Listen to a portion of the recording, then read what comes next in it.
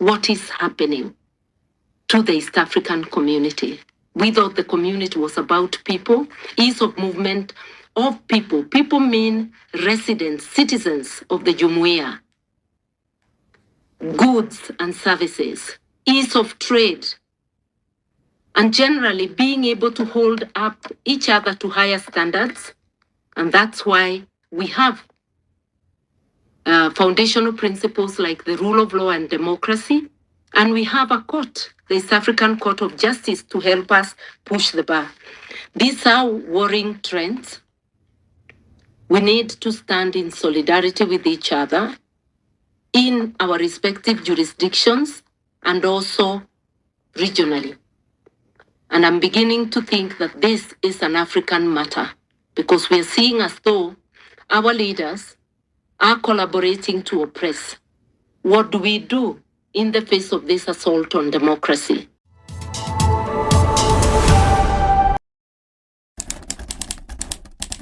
The original East African states, or the first East African states, were Kenya, Uganda, Tanzania, now joined by Rwanda, Burundi, DRC, and Somalia and South Sudan.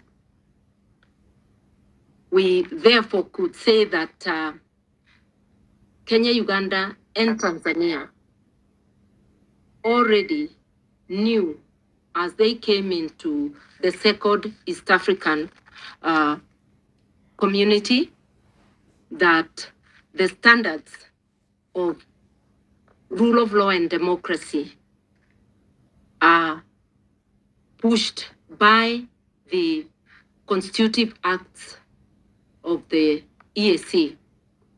Rule of law and democracy are key foundational principles. And we have organs of the Jumuiya, which are the East African Court of Justice. We have the parliament. And then we have our respective municipal courts in each of the countries. It is open to any member of the Jumuiya to take their country or anybody to the East African Court of Justice if they feel that the actions of the state through its organs or officers have violated the foundational principles of the treaty.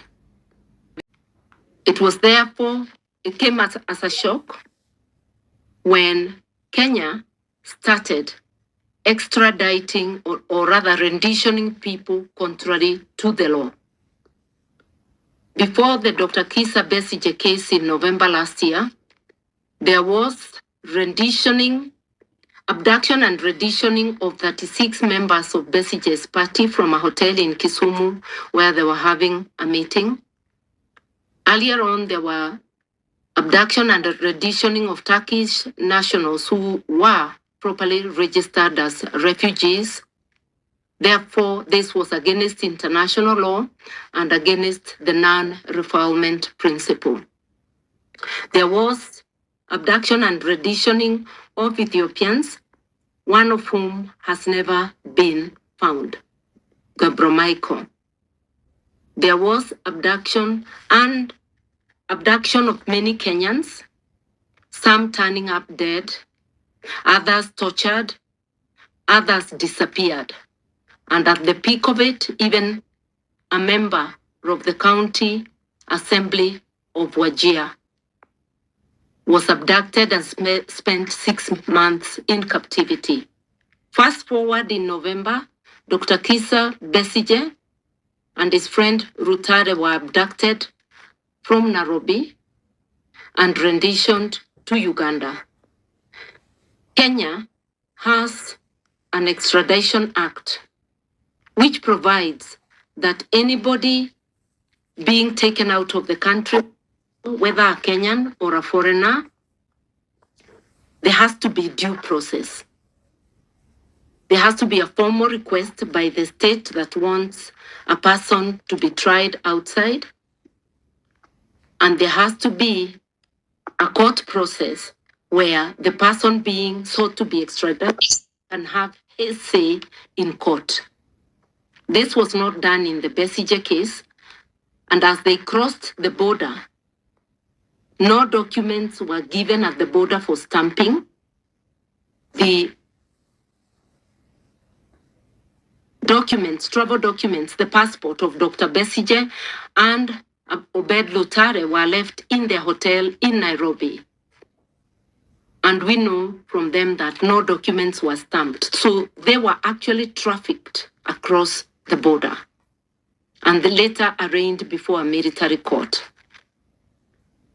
For those who may not know, subsequently, the Supreme Court in Uganda declared trial of civilians in the military court unconstitutional and ordered that all those cases that were pending should be taken to civil courts.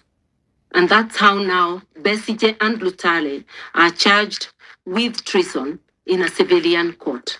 And so far have been denied bail, but there will be a bail hearing in the High Court on the 21st, which is Wednesday. As we are grappling with this, we had the abduction of Maria Sarungi, a Tanzanian journalist from Kenya. We believe she was going to be renditioned to Tanzania, but the outcry, public outcry, especially of Kenyans on social media and internationally, shall we say, saved her and her own initiative of fighting back, and she was released. So it's not as though this has stopped. In Tanzania, an activist, Mudunde Nyagali, was arrested, or rather abducted, by people who didn't identify themselves but who are believed to be police from his house. His family took a video of that incident, and that video is pretty bloody. One wonders, with so much bleeding, what is his fate? Is he well? Where is he? Because he has not been heard of since then, and the authorities in Tanzania deny having him. We previously had a member of Chandema, an official in Tanzania, abducted from a bus. He turned up dead and dosed up in acid. There's been harassment and arrest of opposition leaders in Tanzania, and right now, Tundu Lissu is facing treason trial. Many of you may know, we had gone there to observe the elections. It was my second foray into the country to observe the case. We were detained at the airport for over 6 hours and deported to Kenya yesterday with 2 others. Today, we saw on social media, and I spoke to Dr. Willie Mutunga, CJ Emeritus. They were detained at the Dar es Salaam airport, and I believe their deportation is complete. They've been brought back to Kenya.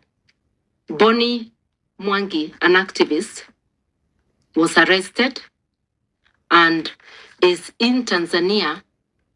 His fingerprints have been taken. They've been attempting to interrogate him, and we expected him to be deported, but he's still held in Tanzania. What is happening to the East African community?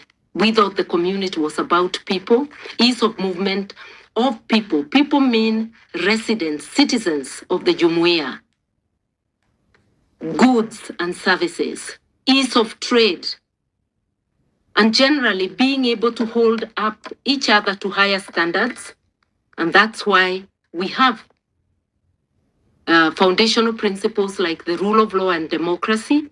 And we have a court, the East African Court of Justice, to help us push the bar. These are worrying trends. We need to stand in solidarity with each other in our respective jurisdictions and also regionally. And I'm beginning to think that this is an African matter, because we are seeing as though our leaders are collaborating to oppress.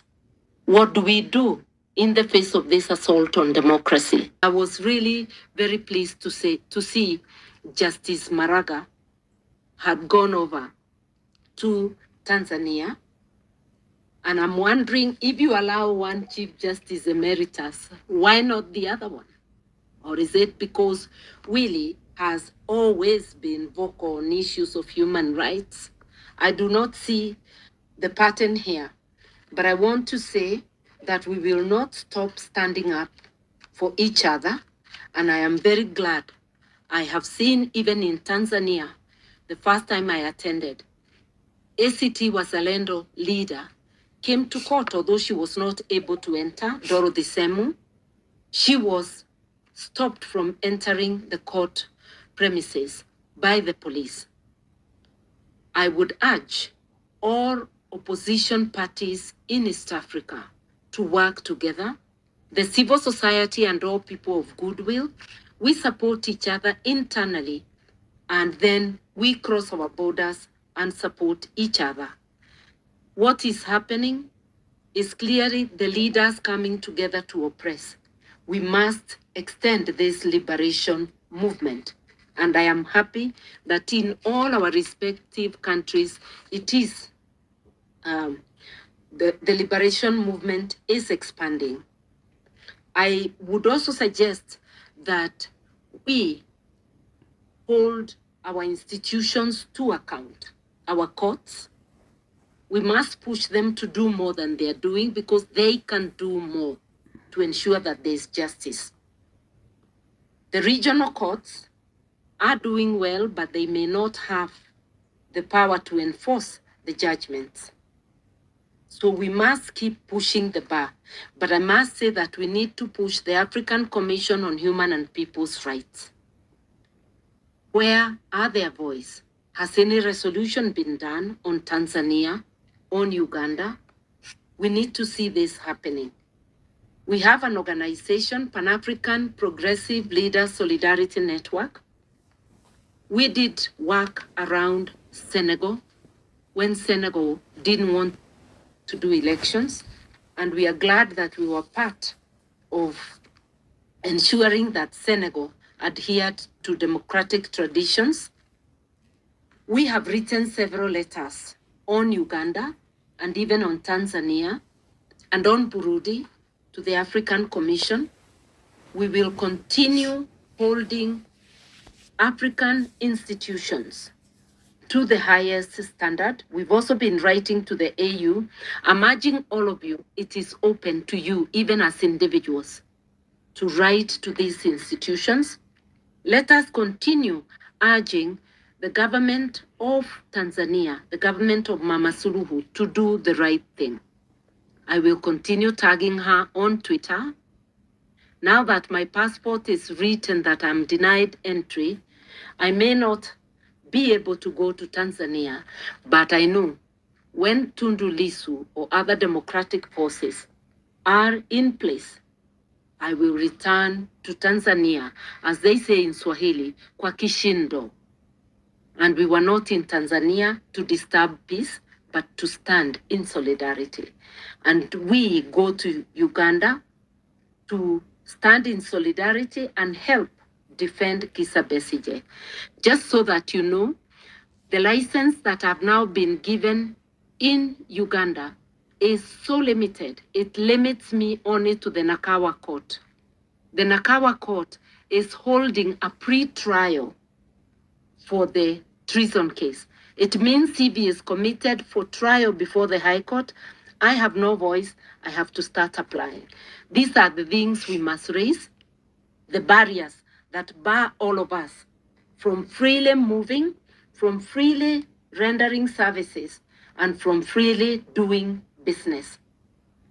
Help us to call out the government of Tanzania to come clean on the whereabouts of Mdude Nyangali, an activist who was brutally arrested from his home more than 100 days ago in a very bloody scene as filmed by his family. He has not been heard of. We really can't keep silent in the wake of all these things. Next time it will be you, it will be us. So let us stand together and let us keep spreading the liberation movement. Asanteni sana. Bless you all. and see you in the next space, which we will announce soon.